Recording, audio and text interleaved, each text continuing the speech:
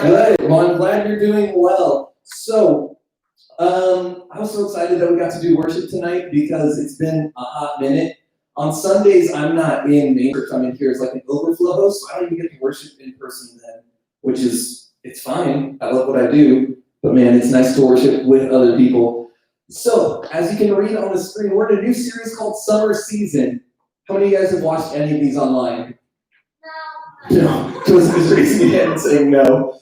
No. Use your Sunday, different series. So Summer Season, we're looking at things that we love about summer, and then looking at something in the Bible that teaches or relates to the same thing. So far we talked about being barefoot. How many of you guys love being barefoot during the summer?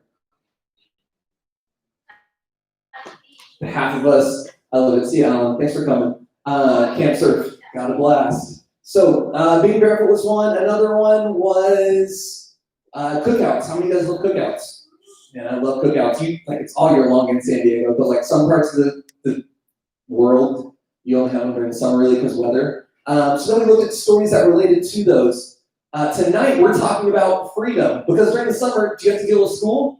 No! That's right. Okay, some of you, because you didn't deal with it during the school year. You have to deal with homework? No, you have to deal with your teachers. You're free from all that garbage. It's not garbage. It's important. You need to go to school, do your best. It is boring, Joseph, but you know what? Nobody cares. So I love freedom. Hopefully you guys love freedom from school or from other things. If you love when you're free from chores, from homework, from what else? What are things you love to be free from? Derek, I don't know. All right, cool. Well, I love being free from like obligations that I never wanted to do anyway, you know? Like you say yes to something, but you really meant to say no, and then they cancel on you, you're like, what, I don't have to do it anymore. No, just me, cool. But those of you that don't know, I was a teacher a couple years ago, and it was great. You get the summer off, you don't have to think about work or children or any of that. And my sister still is a teacher, so for the past month and a half, she's been rubbing it in every time that she goes and does something or doesn't do anything because she doesn't have to work, that she still has freedom from work. And you know what? That's great for her. It's great for you. Some of us have real jobs, so enjoy summer while you can.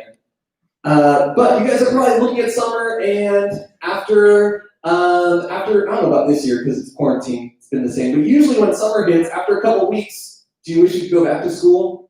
No. Just for your friends? No. Some of you are still like, no, friends. Most of you eventually, if you get to a point somewhere, like, man, I wish I could go back. I know this was great for a little while, but I want to go back to see my friends. Or even, I miss bugging that one teacher. Or I even miss this one class. Like, what? Maybe you're like music or art or something you enjoy. Or math? No. I miss the lunch food. No, what do I do? No. But you get to this point, listen up. You get to this point where you think, I want things to go back to the way they were before. I want things to go back to how they used to be. And you know who else said this? Most people said that at some point in their life, but we're going to look at in the Bible, people who were given this freedom, and then they said, you know what, I want to go back to how it was before. A lot of the Bible was written about the nation of Israel, so there are people we're going to look at. We're going to look in the book of Exodus in a minute. But before we get there, let's backtrack how they got to where they are. Because some of you guys have heard parts of this story we never have. We're gonna review what's happened so far for the nation of Israel. This is early on. Exodus is pretty early on in the nation of Israel's history. So they started out one day. God told this guy named Abram, "I'm going to call you Abraham now, and you're going to go." And that's it. He just said you're going to go. Now you're waiting for more instructions. Like, nope, go. Just leave everything you know and go. So he went. His children became the nation of Israel. And then there was this guy named Joseph. You guys know Joseph? Not this Joseph. Not that Joseph. Joseph in the Bible. You guys know Joseph? He had a coat with a bunch of colors. He had a bunch of brothers. He told them, you're all going to bow down to me. And they said, yeah, right, let's sell him as a slave. So they did that. They pretended he died. He went to Egypt. He served in different houses. Eventually, he was Pharaoh's right-hand man. When he was Pharaoh's second in command, he told his family, hey, there's a famine. Well, he didn't tell his family. His family knew there was a famine and came looking for food. Joseph tricked all his brothers. They said, just kidding, you guys can all come and live here in Egypt. We'll take care of you because God has blessed me and the Pharaoh loves me. And so they're in Egypt. Life is good for like 100 years. And then a new Pharaoh became king, and this Pharaoh didn't know who Joseph was. He didn't know Joseph personally, he didn't know who Joseph was or what Joseph had done for the country of Egypt. And so this Pharaoh looks out and he sees this other group of people living with the Egyptians, the Israelites. And he says, there are a lot of them. There are more of them than there are of us, the Egyptians. And I think they're stronger than us. If it came down to it, if we got in a war, they would be able to take us. You know what we're going to do before we get there? I'm going to make them my slaves. And so that's what he did. So the nation of Israel became slaves in Egypt. You guys probably knew that, right? How many of you guys knew that Israel were slaves in Egypt? Most of you, I think all of you. Wake up. You guys know that. So if you didn't, now you do. So the Israelites were slaves in Egypt. And then after almost 300 years of slavery, 300 years, it was like generation after generation, lots of people. Eventually, it was just people who knew no life but slavery. They didn't know any other life. And so they're born into slavery, and that's all they know. And after 300 years since Joseph dies and they're slaves, God sends Moses to rescue the Israelites. Do you guys know who Moses is? Yeah, good. So Moses, he grew up, God chose Moses and prepared Moses. He let Moses grow up in the house of Pharaoh. So he learned a ton.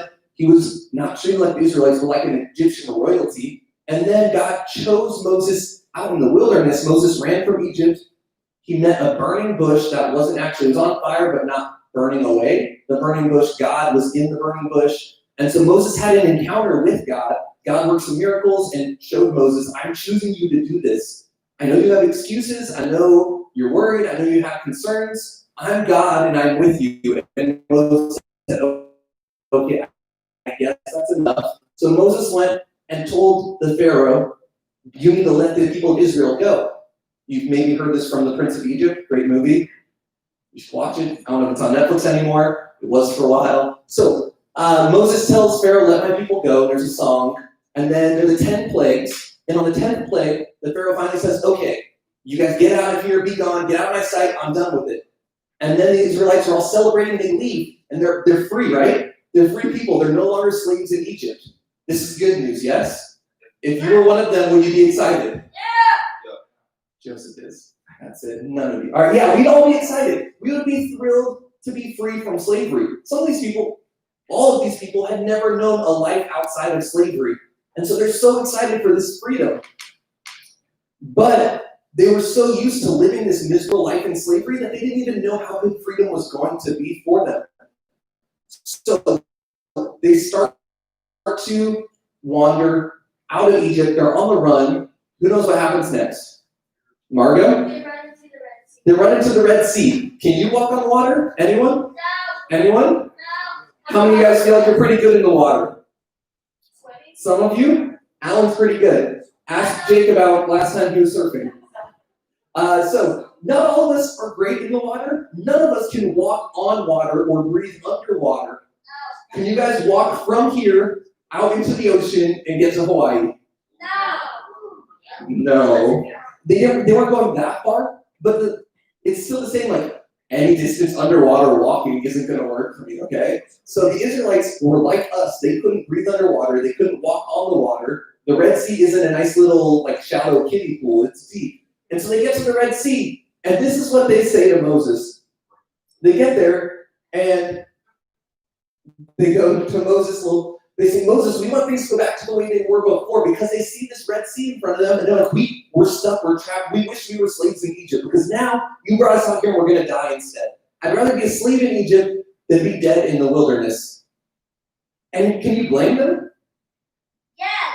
No, Joseph, you would say the same thing. You would say the same thing. You can't walk on water, so you're probably like, oh man, like, why are we out here to die? And this is what they actually said in Exodus chapter 14. They said to Moses, were there not enough graves in Egypt that you had to take us out to the wilderness to die? Why did you make us leave Egypt? Were there not enough graves in Egypt? Fun fact, if you didn't know, the Egyptians are kind of known for their graves. What are the pyramids? Giant tombs. Another word for grave, Darren. Thank you. It's a giant tomb. They're known for having super ornate, super decorated, super well done graves, and a lot of them. The Israelites knew this super well because they were the ones building these graves.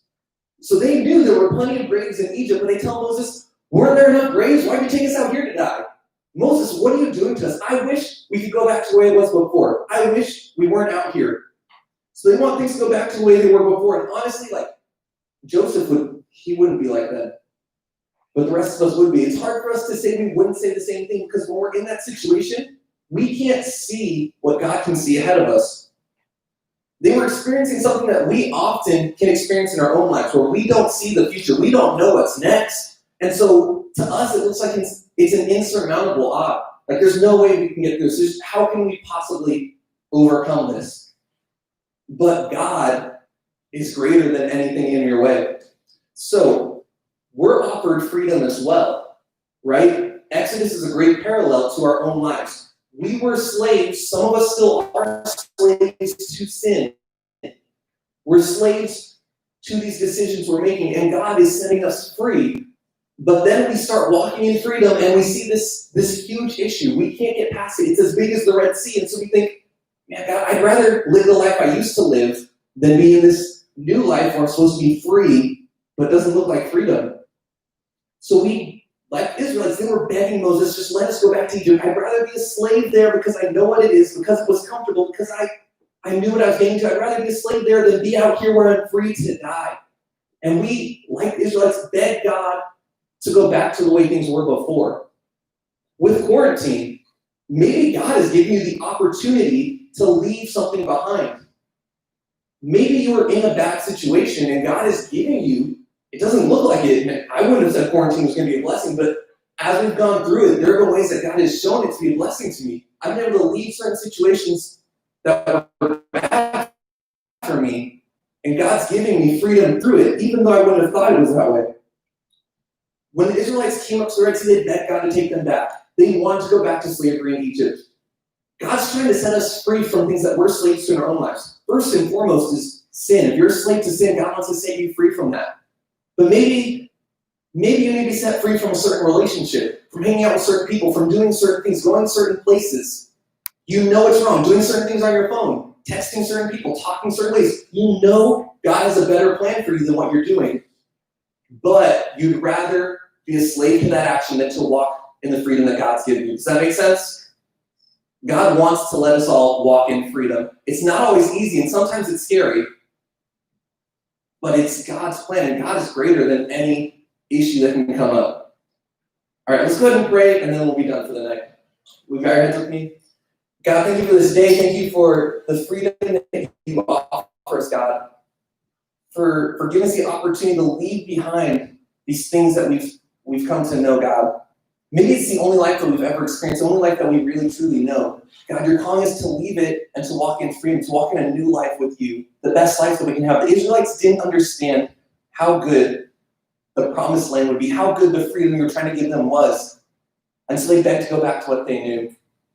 God, I pray that we'll learn from that example. You have an awesome life, an awesome plan for each of us. But it starts with walking by faith into the freedom that you have for us as well.